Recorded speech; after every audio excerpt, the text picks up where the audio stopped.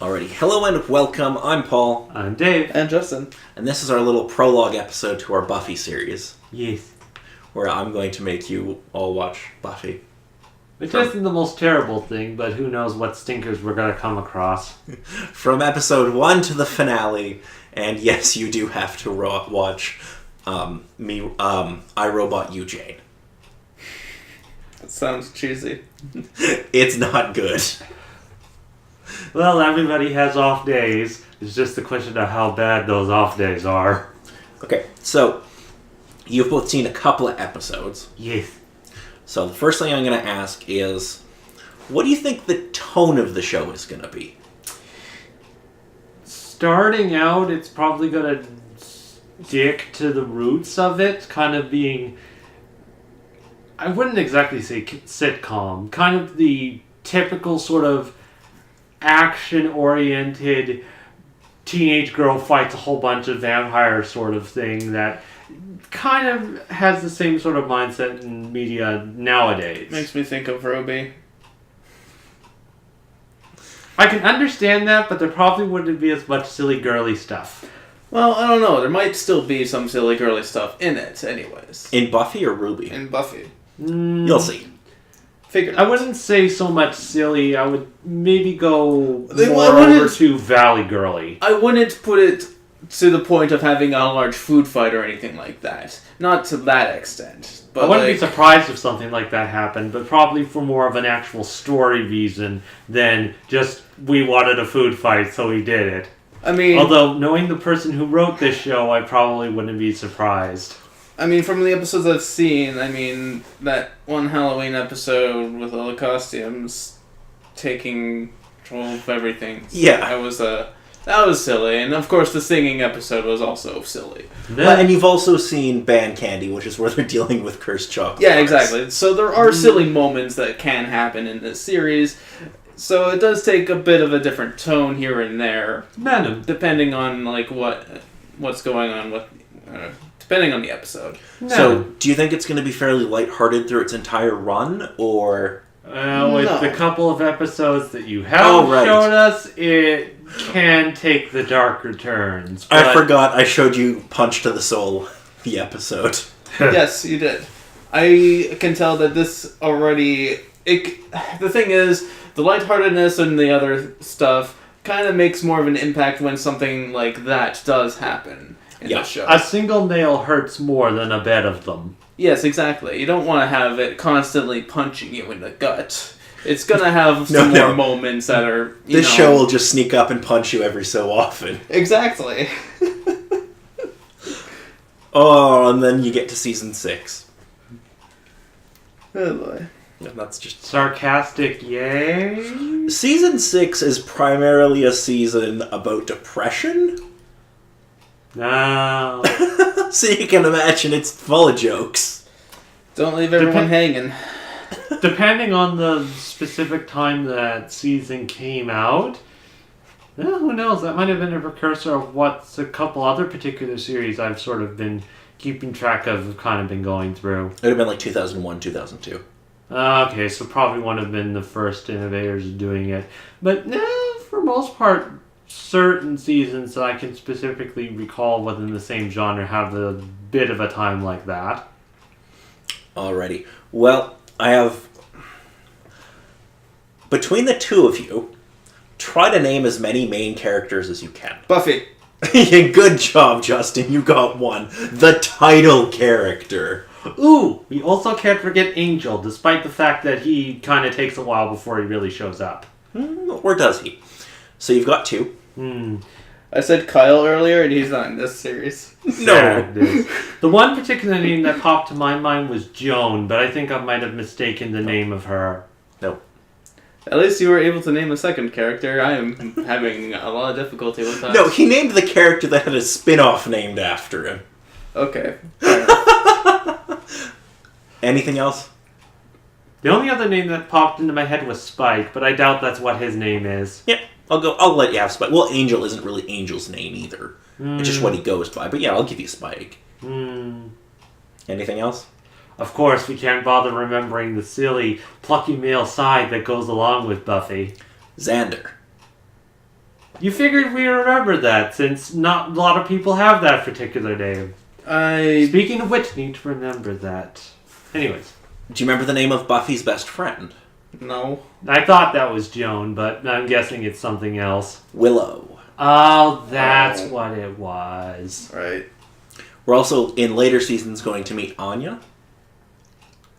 That doesn't sound like an easy name to remember. Who starts out as a vengeance demon. Oh, yes, I remember her now. Okay. I love how Justin's just like, oh god, no. Don't you remember she was the one particular one in that tremendously sad episode that took on the idea of a kid? Yeah, you'll like Anya when we get to her. Nah. Sure, it's because she does not understand like societal norms. That's fine. And it's really quite funny sometimes. There is also her, but I'm not sure she really becomes much of a character until the later seasons. Young, female, kind of the Valley Girl sort of person. I more specifically remember her from the Angel episode. I remember you showing Cordelia. us that. Yes. Cordelia will be in season 1. She's going to be in the first episode, in fact. Nah, I wouldn't be too surprised. Oh, also the professor. I'm pretty sure that is not his name, but the person that Buffy gets her teaching from. So he's a librarian, and that's Giles. And Giles is pretty awesome. Although we are going to have a Giles concussion count. Duly noted. Because that's kind of a trope in the first 2 seasons. More so duly note. So, do either of you have any questions for me about what to expect from the show? I'm not going to give away massive spoilers like who lives and dies. No, I think for the most part I have a decent enough idea of how it's gonna kind of start from what you've mentioned to me about it, and through the other particular episodes that you showed, I definitely know it's not going to be like that one Angel episode most of the time. Which one? The one you find absolutely hilarious. Oh, smile time! So You're a bleeding puppet! So, is it how does Buffy get dragged into fighting demons and whatnot? Okay, so they're going to explain this in the pilot, but I'll give you a brief summary now. Basically, here's the MacGuffin, or not the MacGuffin, but the general conceit of the world. Every generation, a Slayer is chosen, which is one girl who's given supernatural powers to fight vampires and demons and all these other things that go bump in the night. And Buffy is the next in that line. Oh. It's not necessarily like a biological line, like it's not like a family thing, it's just they're chosen seemingly at random. Oh, I was going to comment on a thing, but with you saying that last little bit, it doesn't really fit. But for any particular people, anyone who mentions what a rooter is in the comments, good for you. The other thing is, once a Slayer dies, another one is called. I see. So keep that in the back of your mind. Oh man, we lost a Slayer. Somebody get the next one on the phone! Yeah, that's Then who chooses? the powers that be. The what? The powers that be. Brig, hello? Okay. Hello, powers that be, we lost one of the Slayers. Oh, There's God only damn- ever one Slayer. To start. We lost the Slayer. Oh, god damn it. Not again. And we are going to see past Slayers at some point. In flashback sort of things, or other ways? Yep. We're going to see flashbacks to like Spike fighting Slayers in the 70s and stuff. Hooray. On a subway. Oh man, disco afros. It's pretty great. Okay. So, my last question before we get into our little trivia game is, what are you expecting from the show? Yeah, interesting little bits. It's probably not going to completely drive me insane, like Twin Peaks has done in a couple of cases. But, on the whole, it will be interesting to sort of see, since around the time that the series was starting and kind of going around, it never really caught my eye, since I was probably maybe a bit too young, or it wasn't anything that interested me. That interested me when I sort of heard about it or saw it. So, Yeah, it so would be interesting to sort of see it. this would have started when we were like 6 or 7.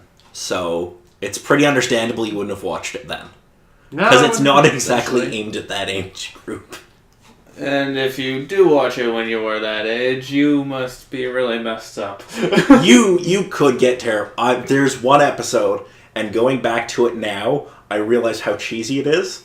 But at the time when I watched it, when it was airing, terrified me. And I didn't watch an episode for 5 years. So, yeah, Paul would be one of those people. It explains so much now. Yes, it does. Yep, I think it was a season 2 episode, but we'll get to that eventually. Justin, what are you expecting? I expect action. I expect some cheesy effects. For the first couple of years. Yeah. They'll get better. Well, I'll still see random cheesy effects, which was fine. And What about from like a storytelling perspective? Yeah, I expect some plot to be told. Some plot to be told. Okay. I mean, I guess it does go somewhere, from Yes. what I gather. Like, things do happen in the series, and key characters may live or die. We'll see. Oh, characters are gonna die. It's a Joss Whedon show. People's gonna die. Radio. Don't get too emotionally attached to anyone. I will. Fudge. Oh god, there's one episode that's gonna be difficult. Well, there's 2 episodes that are gonna be difficult to get through. Dude, you threw that one episode at us. I'd be surprising if anything tops it. Seeing red might. But that's a discussion for another time. Kabwach. Now, we're going to do a little quick trivia game. Question 1, and I'm going to do 5 questions, and they're open to either of you to answer. Okay. There's no prize. Okay. So we mostly know that this quiz is just to completely prove how much we do not know about Buffy the Vampire Slayer and for you to laugh at us. Yeah.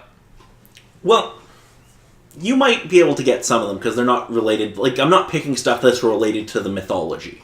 Well, that's definitely understanding. But if you're looking for specific names, yeah, you're not going to get it. So name anyone other than Buffy. I know, and that's disturbing. Anyway, so the name Buffy. Do you know what that's short for? It's never. I don't think it's ever brought up in the series, but if you actually look it up, what do you think it's short for? Or a shortened version of? Like, what's it supposed to be a nickname for what name? An actual name or a Yes. title sort of name? No, like an actual name you would hear every day. Huh. I wouldn't even guess. I can't think of what it would be short for. This is a pretty tricky one. I'm going to admit it's not something you would. Bolivia? No, that's a name of a place. Yeah. I No. mean, that's a better guess than I could have probably produced. You have any other guesses? No. Like Nothing Buffalina. Nothing that starts out with a B or... It doesn't start with a B. Then that would make sense. But even then, I wouldn't even know where to start. Okay. So, it turns out that it's actually short for Elizabeth.